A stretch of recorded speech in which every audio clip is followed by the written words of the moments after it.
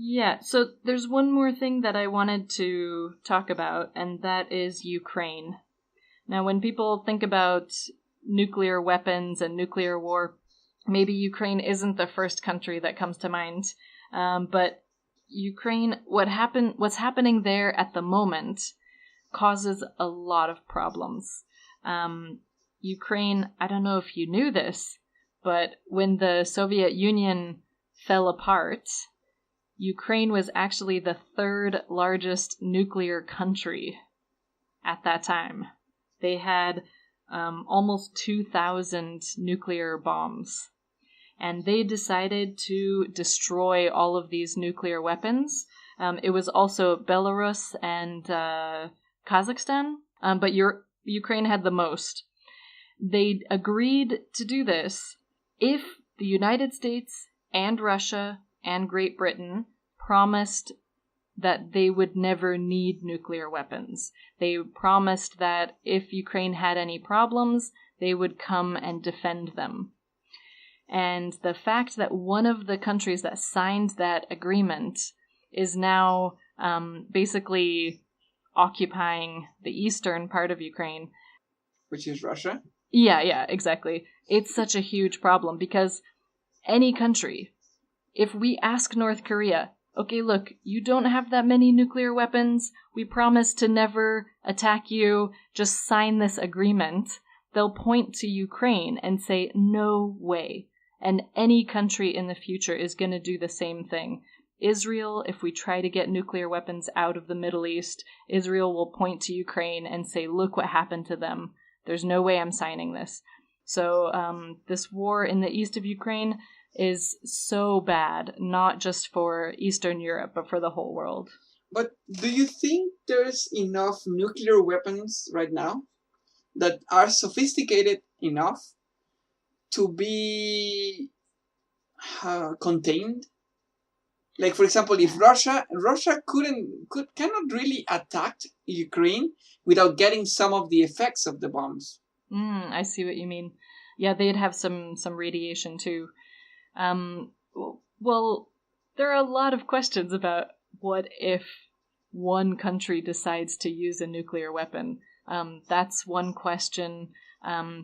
For example, Russia and the United States, we still have nuclear weapons pointing directly at each other that we could launch at the push of a button. Anyone who has a gun in their house knows that you should keep your bullets in one place and your gun in a different place, because accidents can happen, emotions, people make decisions when they're not thinking clearly. If anything happened, it would pretty quickly turn into a world war with nuclear weapons, which would be terrible. Not even India and Pakistan have their nuclear weapons pointed at each other, ready at any second to launch. So we really need to stop. We need to get these weapons in a safer place, in a warehouse somewhere. And really, the United States has something like 6,000 nuclear weapons. Russia has maybe 7,000 or 8,000 nuclear weapons. We don't need this many, and they're really hard to keep safe. It makes it really easy to steal or have accidents. I had the opportunity to be in Geneva, in the United Nations. Wow.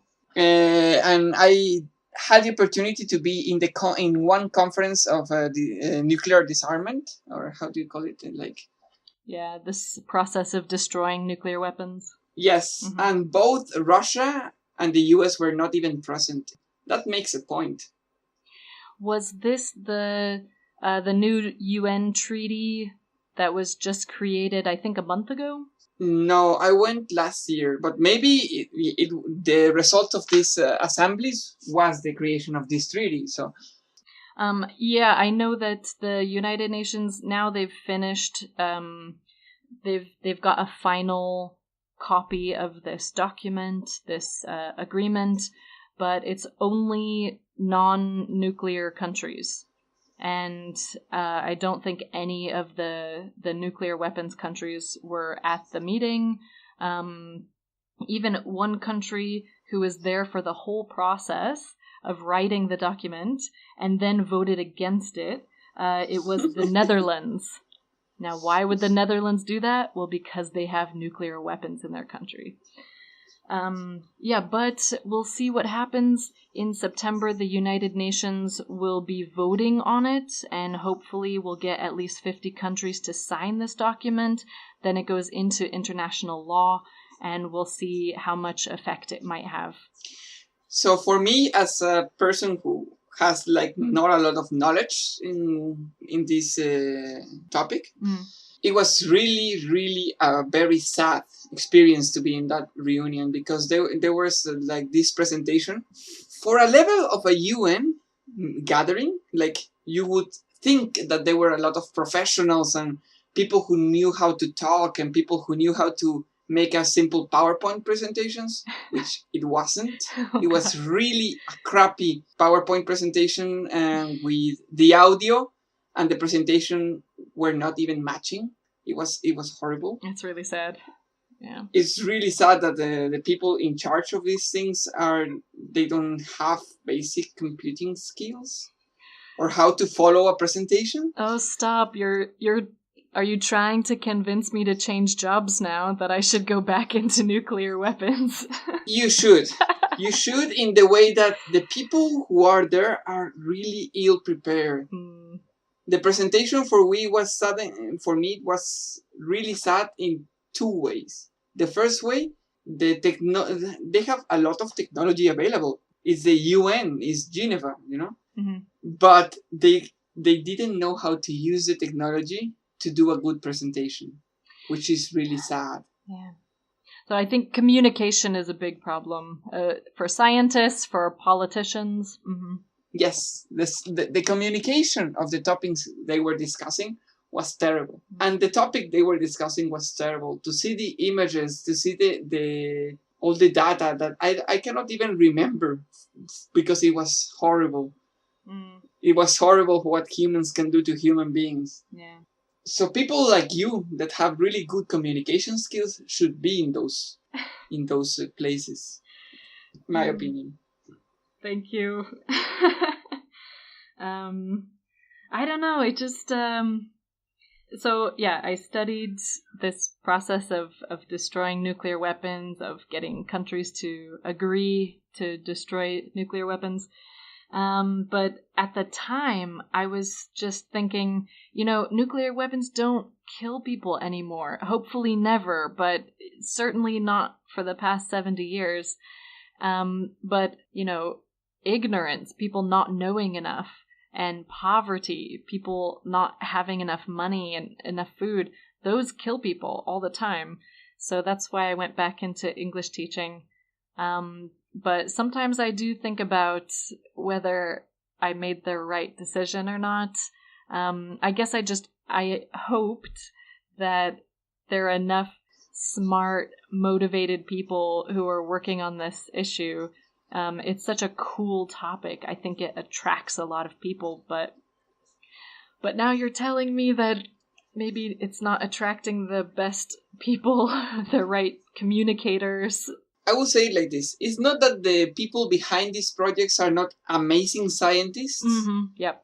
It's not that the research being done in these subjects is not really well done.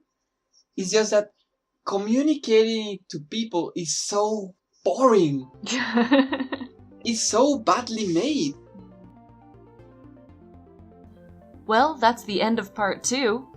In part 3, I'll talk to Matthew, a Canadian who has lived in Japan for 7 years. We'll talk about the end of World War II, his visit to the museum in Hiroshima, and the modern Japanese military. You can find these and all past and future episodes on the podcast website. That's hardtopicseasyenglish.wordpress.com, and clips on the YouTube channel, Hard Topics Easy English. Both of those have discussion questions, vocabulary lists, and the YouTube clips also have English subtitles, which I try to edit so they're as useful to you as possible. Thanks for listening. Bye.